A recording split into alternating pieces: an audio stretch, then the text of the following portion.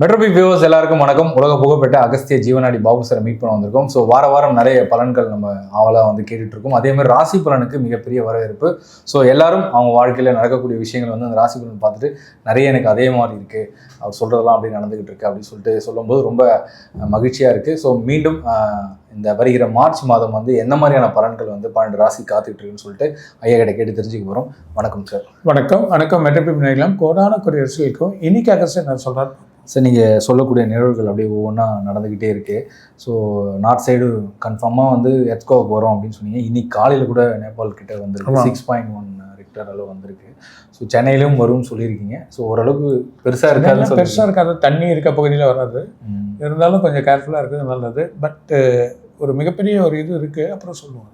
இருந்தாலும் மக்கள் லைட்டாக அச்சத்தில் இருக்காங்க.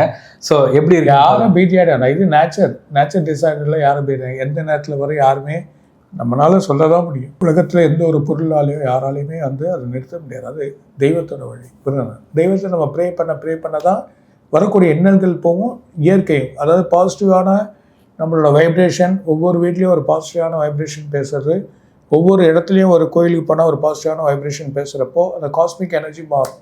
அந்த காஸ்மிக் எனர்ஜி மாற சொல்ல ஆட்டோமேட்டிக்காகவே வரக்கூடிய எண்ணங்கள் தடுத்துருந்தாங்க. அதுக்கான வழிமுறைகள்லாம் இருக்குது. நிறைய வழிமுறைகள் நமக்கு எவ்வளோ காமிச்சிருக்காங்க. அந்த வழிமுறைகள்லாம் இருக்குது, எல்லாமே பிரச்சனை இல்லை.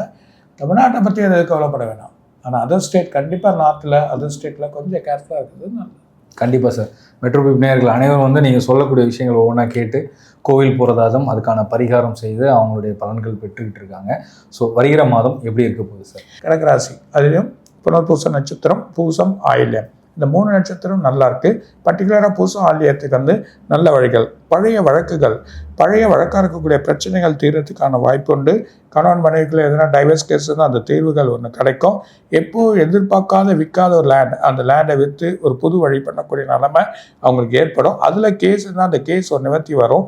அது இல்லாமல் புதிய தொழில் ஆரம்பிக்கிறதுக்கான வழிகள் வரும். பணவரவுகள் எதிர்பார்க்காம இருக்கும். பல திட்டங்கள் தீட்டிருப்பாங்க, அந்த திட்டங்களோட வழி வரும். பேப்பர் சம்மந்தப்பட்டது, அது இல்லாமல் குரு சம்மந்தப்பட்டது, இம்போர்ட் எக்ஸ்போர்ட்ஸ், அது சம்மந்தப்பட்ட தொழில்கள் பெருசாக டெவலப் ஆகும். வழிகள் கிடைக்கும். இடங்களை வழி மாற்றி செயல்கூடிய திட்டங்கள் ஏற்படும். நல்ல விலைக்கு போகும். நல்ல விலைக்கு வாங்கக்கூடிய நிலைமையும் உங்களுக்கு கிடைக்கும். பண வரவுகள் எதிர்பார்க்காம இருக்கும். சனி உங்களை விட்டு நகர வீட்டோட லக்ஷ்மிகள் ஆரம்பிச்சிடும். சனி நகர ஒரு பெரிய பலன்கள் கொடுக்கறதுக்கான வாய்ப்பு உண்டு. முருகர் வழிபாடு இருந்தாலும் கண்டிப்பாக நீங்கள் பெருமாளை தான் வழிபடணும். பெருமாளை புதன்கிழமையில் போய் வழிபடணும். தட்சிணாமூர்த்தி கண்டிப்பாக விளக்கத்தணும். இதை ஏற்றினா மிகப்பெரிய மாற்றங்கள் ஏற்படும். வழிகள் உங்களுக்கு கிடச்சிரும். அடுத்த மாதம் பெரிய சக்ஸஸ் உங்களுக்கு காத்திருக்கு.